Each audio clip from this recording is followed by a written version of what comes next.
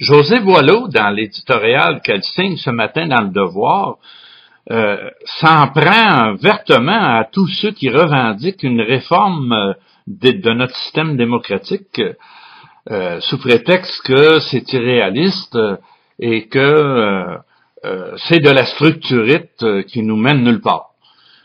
Ce qu'elle dit dans son texte va très loin et même est particulièrement inquiétant, je pense.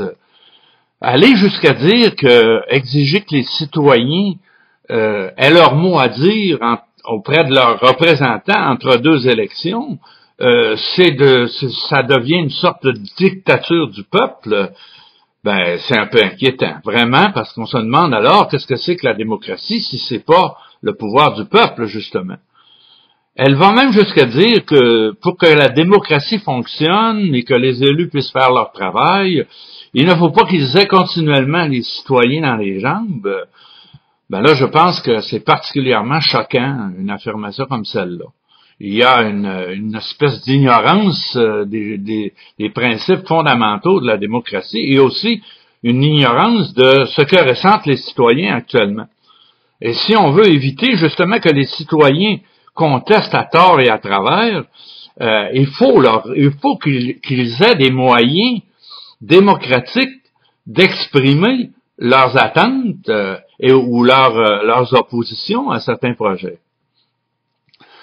La réforme démocratique, que ça nous plaise ou non, est actuellement devenue le cœur même du débat politique au Québec. Et la crise des partis politiques en particulier.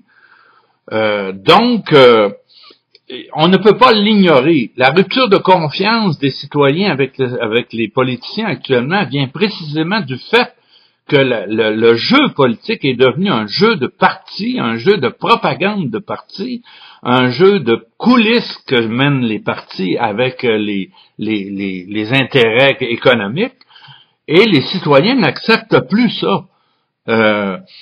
Donc, M. Drainville c'est tout à fait à son honneur qu'il ramène la réforme démocratique comme la priorité principale en ce moment. Ce qui n'était pas le cas dans le PQ.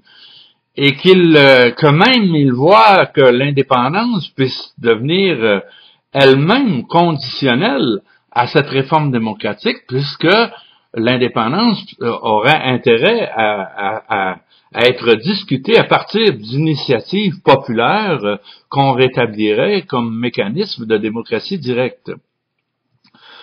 Alors, je pense que ce qu'on peut reprocher, par contre, à M. Drainville, c'est pas d'avoir ramené à la surface la réforme démocratique, c'est de ne pas aller tout à fait, peut-être assez loin dans ses propositions. Puisqu'il ne s'en prend pas aux partis politiques comme tels, qui sont les principaux responsables actuellement de la dérive de la démocratie. C'est la présence même des partis politiques dans le processus électoral et dans le processus parlementaire qu'il faut remettre en question, parce que c'est eux les premiers responsables de la dérive démocratique et de la rupture de confiance des citoyens avec la politique. Alors, je pense que tout le monde comprend en ce moment au Québec qu'on ne pourra pas obtenir aucune réforme importante au niveau des ressources naturelles, au niveau de la décentralisation, au niveau des services collectifs, à quelque niveau que ce soit, si on ne redonne pas plus de pouvoir aux citoyens dans tout le processus de notre démocratie.